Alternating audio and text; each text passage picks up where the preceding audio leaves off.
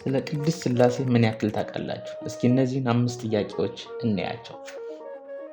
ሥላሴ በስልጣን ስንት ነው?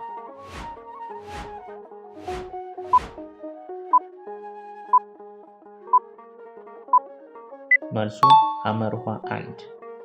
በትምህርተ ሥላሴ ትምህርት ውስጥ የወልድ ግብሩ ምንድን ነው?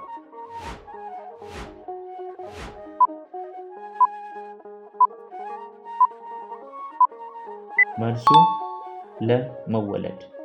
ሕጸጽ ቢኖርባቸውም ምሳሌ ሆነው ስለ ሥላሴ አንድነት፣ ሦስትነት ሰውን ለማስረዳት የምንጠቀምባቸው የትኞቹ ናቸው?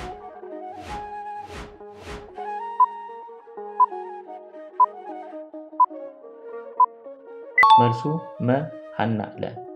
ሥላሴ በአካል 3 መሆናቸውን በግልጽ ከገለጸልን የመጽሐፍ ቅዱስ ክፍሎች ውስጥ ከሚከተሉት የትኞቹ ናቸው?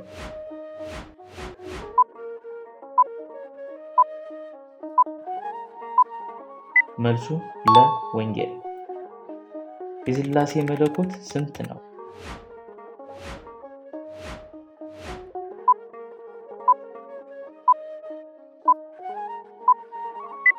መልሱ ሐመርኋ 1። ራሳችሁን ፈትሹና ምን ያክል እንደመለሳችሁ ኮመንት ላይ አስቀምጡ።